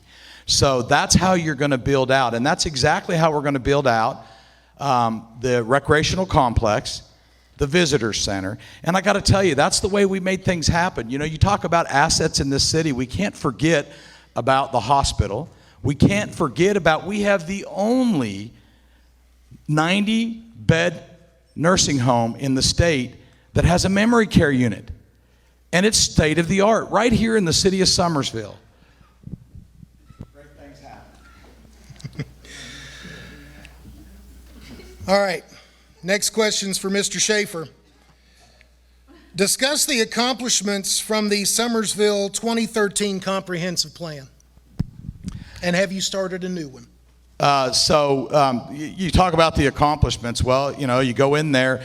The comprehensive plan has 10 elements, and they deal with all various areas: parks and rec, civic facilities, housing. That's an area where we struggle. Economic development, land use and design, culture and history resources. So a lot of the work that we do every day, the things that we're doing now, the things that we do every day, the mural committee, that's working on the beautification piece. The new park we're going to build, that's the rec piece. You know, the economic build out. You know, a lot of people don't really understand it, but when we have a state-of-the-art visitor center that you can go in and push a button and say, I want to eat, and it brings Matt's restaurant up, the local, and then there's a QR code that'll take you to his restaurant. That's going to help economic development in the city, because we're going to catch all that traffic in a visitor center that's going to disperse them out throughout our county for economic development. All right, Matt, your proposed comprehensive plan for the city of Summersville if elected. Again, I may sound like a broken record on this. Is I say I run everything on assets and liabilities. Now, a comprehensive plan for me is, again, if it doesn't make this city money, I just would not be interested in it. I think back on the comprehensive plan of Summersville, the one that was just done, and it calls for 11 acres of park for every 1,000 people. Now, I've sat on the park board and through a meeting with Garrett, and if anything ever happens, like they need a pitcher's mound replaced, it's a huge deal. Now, this park coming in, I know we all have warm fuzzies over it, but I just do not see how we're going to make money from it. It's going to be 3 times the size of Veterans Memorial Park. It's not, no one's coming to hike. If they do that, they'll do it at the lake. There's nothing that is going to bring in income from the park. For me, I know we all have warm fuzzies for it, but anything that I do would just be projected on making income. And I just don't see how this thing isn't going to be anything but a cash drain on us. People, maybe for the first 3 months, but nobody's coming for pickleball. It's just not happening. And Wrap it up. Go ahead. Okay. I'd like to speak to that. Okay, 60 seconds. So he started his statement with, he's not going to invest in anything if it don't make money. Let me tell you something. I'm not going to make money off our youth. I'm going to invest in our youth. And that's exactly why we're going to build the park. And let me tell you, you got to be engaged in the community to know what's going on. And, you know, last weekend or a couple weekends ago, we had a soccer tournament that repeats every year in this city. And do you know if you even could dream where they play soccer, over here at the elementary school, in the back and out in the front, guess what? They're not going to have to do that because they're going to have a state-of-the-art complex to do soccer in. Our local kids, and guess what kind of tournaments that drives. We already got the tournaments. We just really don't have the home for it. People want to come to Summersville. Shop, stay, and visit. Rebuttal, 60 seconds. Sorry, I just jumped in there. Yeah, I mean, you can say that people want to come to Summersville, but again, the proof's in the pudding. You can go to Fayetteville on a Friday and Saturday night, and the streets are loaded. In Summersville, it is dead here. We are viewed as nothing but a drive-through community, and I want to change that. I think the number one driving force in our economy is giving things for our kids to do. Our median age, again, is mid-50s. The youth are leaving. We have to do more. I may be the enemy of the state when I say this, but I can because I'm also excited for pickleball. But if you're sitting there in your seat tonight and you're excited about pickleball, you're also old. So we need to start thinking about the youth and asking them what they want, because I assure you it's just not that. And nonetheless, it's might as well, you know why Central Park is so popular? Because it's central. There's no way to even get to this park for the kids at the moment. They're going to go down 41, 45 miles an hour traffic. This could have been centralized. Or we could have just remodeled Veterans Memorial Park. Why do we need 200 acres of park? I just don't get it, and I just don't see how it's going to bring the money that veterans couldn't have brought in if we just remodeled it and spent a quarter of the money. Okay, time. All right, next question is for both the mayor and the mayoral candidate. We'll start off with Mr. Fitzwater. Keeping our schools safe as business owners, parents, grandparents is a top priority. What plans would you have for additions to local schools to help keep them protected? Police officers on site. I talk to Ryan Barnett all the time. He's there year round. That would be nothing that I would never change.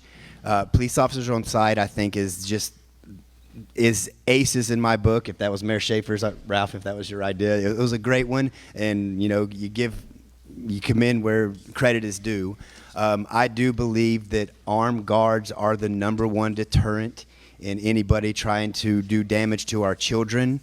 My kids are going to go to Nicholas County High School, and I would feel completely safe if there are police officers there, and aces to whoever came up with that idea. Mayor Schaefer. Okay. Keeping our schools safe is a top priority for parents, grandparents, business owners. What plans do you have for any possible additions to local schools, or what programs do you have in place to keep them protected? Okay, so the City of Summersville partners with the Board of Education. And so what we're going to do is we're going to do what we always do, is we partner like we do with the Board of Education. As a matter of fact, I probably talk to Dr. Teacher 2 or 3 times a week. And so, yes, we have pro officers. That's what Matt was referring to when he said Officer Barnett. They're in the schools. We're going to continue that, but we're also going to continue to expand from that, because it's not just about the high school and the middle school, it's the other schools.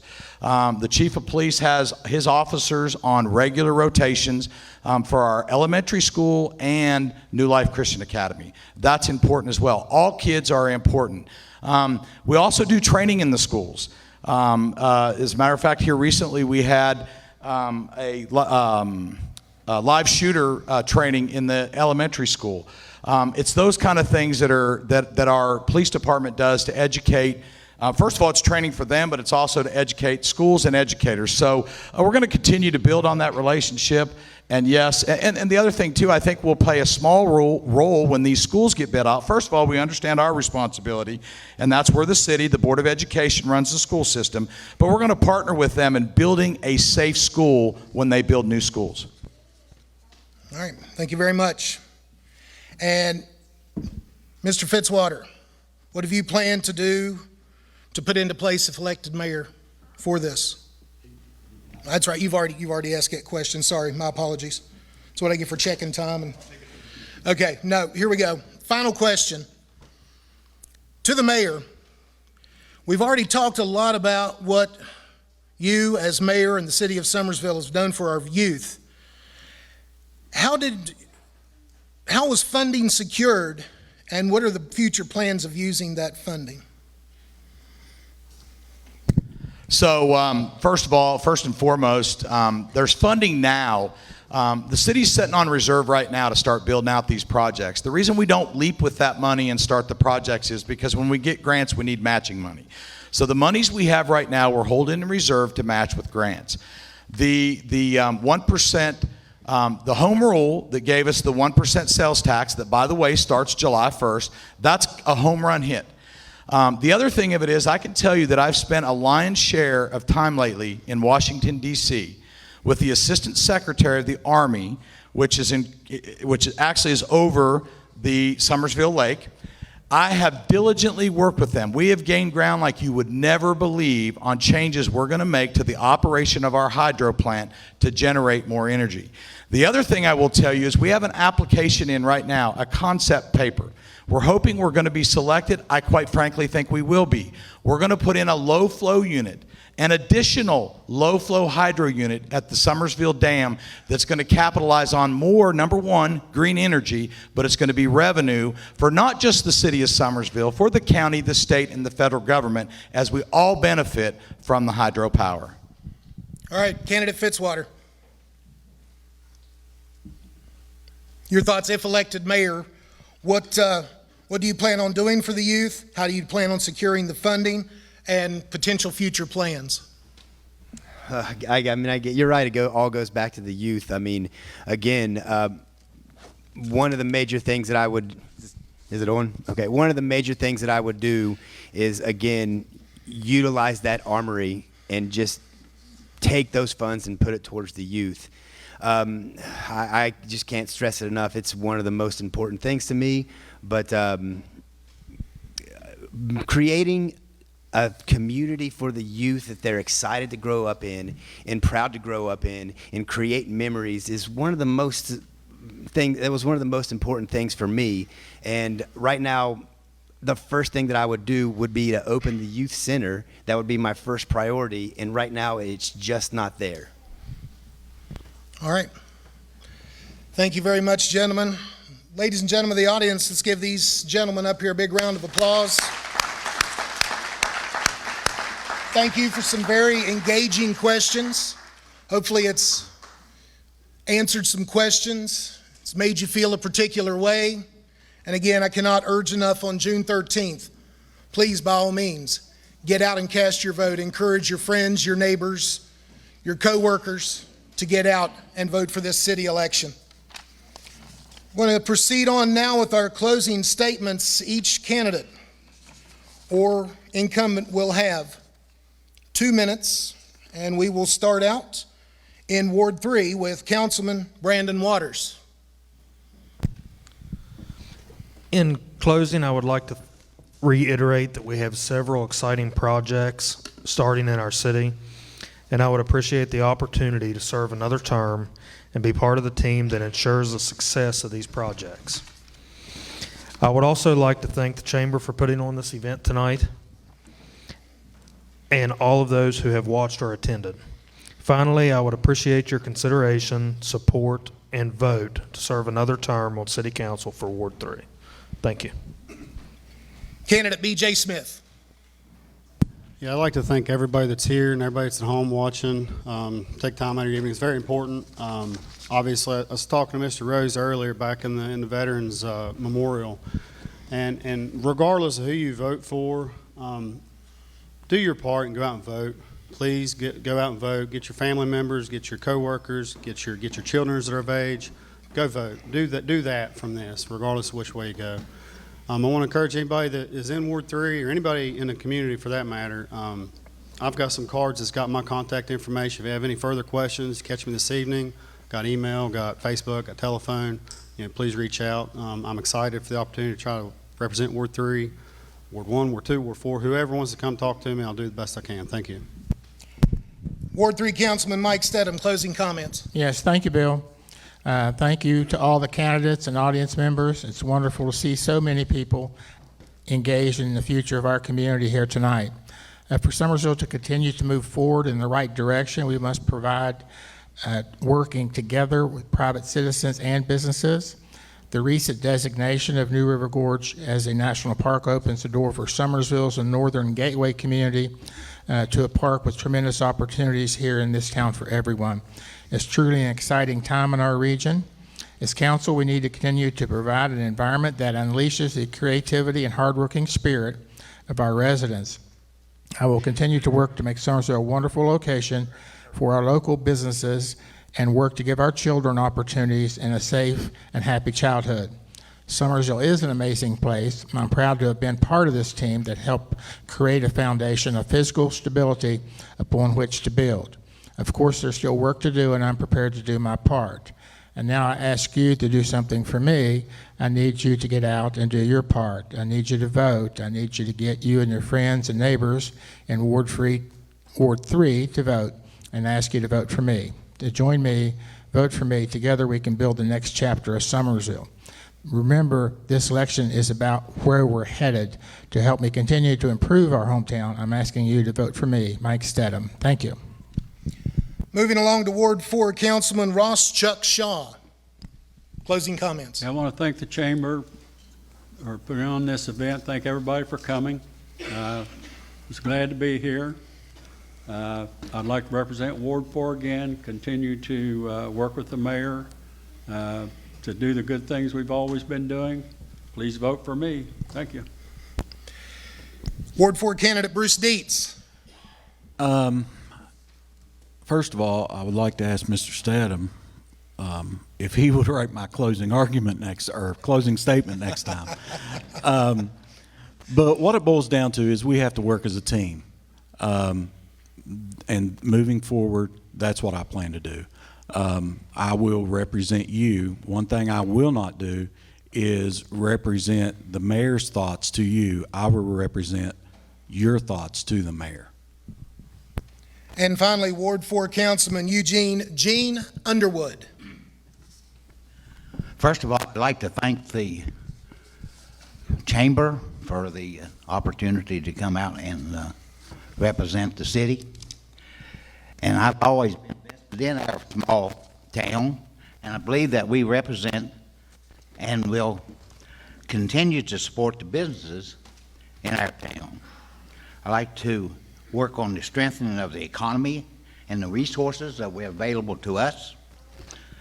I will continue to support our law enforcement, FAR, the EMS, and make sure that we have the equipment the need to ensure that safety as well for the safety of our community. It has been my honor to serve for you over the last 12 years, and I hope that I can count on your vote again in Ward 4. Thank you. Thank you very much, Councilman. Now we move along to mayoral candidate Matt Fitzwater. Working still? Okay. I'm going to take a little bit of my time just to say one thing before I even start.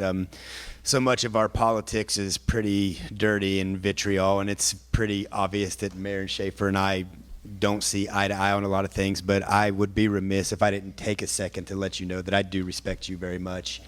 And, you know, in the work you do, I can't imagine that the weight that's on his shoulder. I hope it's on mine one day, but again, I can't imagine. So again, I'll go get started. But yeah, I want to thank the chamber for throwing this on and giving me this opportunity. This is a new thing for me, and this is I probably got out about 15% of what I wanted to say, but this was a really exciting night. So if I could leave you with a few things tonight, I hope I could just leave you with this. I feel that we really do need to transform Summersville. I believe it could be the #1 driver in our economy. If we look more youthful and exciting, it would bring more tourism. If it brings more tourism, it brings more citizens. And if it brings more citizens, it brings more jobs. The second thing I'd like to leave you with tonight is if you do elect me with mayor, again, I do have an open door policy. I plan on being the mayor 24/7. I'm putting everything aside to just run for mayor. I know what's at stake, and it's very important to me. The third thing, and probably the most important thing, is actually a conversation that myself and Mayor Schaefer had. I came to him with my ambitions on running for mayor, and he told me that first I should probably run for council or maybe even chamber. He said Summersville is the cliquiest town that he's ever lived in, and Matt, you ain't in it. And that's true. I'm not in it. But I think that's the most important thing for me because I look through the lens of a citizen and not a politician. I don't want to be the mayor for the clique. I don't want to be the mayor for the popular kids. I want to be the mayor for everybody, and I don't want anyone to feel intimidated if you need to come to me with an idea or voice your opinion. I feel that we desperately need a change, and I know that I'm not the most likely candidate, and I'm certainly the underdog here. But I am the candidate for change, and I hope you'll be there June 13th and can vote for me. Thank you. All right, thank you, Matt. And finally, the mayor of Summersville, Robert Schaefer. Well, what I would like to do is start by saying and letting everybody here, everybody watching, our entire community that will see this on SCTV, I love the city of Summersville. I don't want to be Fayetteville. I don't want to be anybody else. I want to be the city of Summersville. You know, our foundation is built not on the mayor, because leadership is those and who you surround yourself with. It's not about me, it's about you. It's about the citizens. It's about the partnerships, the collaborations, and the synergy we have created here in the city of Summersville, all of us. And that's the very foundation that will see us into the future. I would be remiss if I didn't address another populace of people that are incredible. And we are so, so fortunate to have them and call them ours. And that's our city employees. It is incredible, the talent that we have in the city of Summersville and the job that they do day in and day out for us, for you, the citizens. I go back to what I say, and I said this when I first got to the city of Summersville. It is run like a business. It is run like a business. And I tell them every day, you don't work for me, you work for the citizens. On June 13th, I think you've learned tonight, you've got a real decision to make. And that's progress and moving forward with the current administration or change that I'm not even sure I understand if we were to change administrations. What I encourage you to do more than anything, and it's important to me, I don't care who you vote for, but vote, because that's important.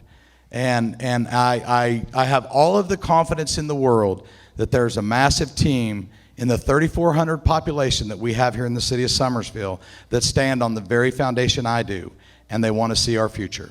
Thank you. Thanks for coming. Thanks, Chamber. Thanks, Bill. And thanks, Old Main Foundation. Have a great evening. Again, we'd like to thank everybody watching at home, everybody in attendance. and everybody up here on this stage. And again, like you heard Mayor Schaefer say, get out there and vote. It does matter. All right, thank you very much for allowing me to moderate this. Hopefully second time around it'll go a little bit better. But closing statements, we've got Jason Eads, the president of the Summersville Area Chamber of Commerce.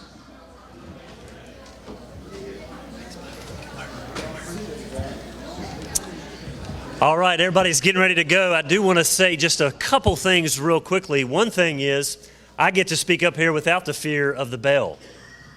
And that might be a little bit of a change, but hasn't it been a good evening for the citizens of Summersville? First of all, I want to say let's give a hand to Mr. Bill Wise. He has done a phenomenal job tonight. I also want to thank all of our candidates up on stage, and also for those who were running unopposed. Thank you for your time. Thank you for doing what you just did, presenting your platform to the citizens of Summersville. And most of all, I want to thank the citizens of Summersville. We have a great community. The way we make that community great is to get out and vote. We at the Chamber are always looking for ways to help businesses and this community. If you have an idea about that, please come and share that with us. We would love to hear it. The Summersville Area Chamber of Commerce, engaging businesses and engaging communities. Good night.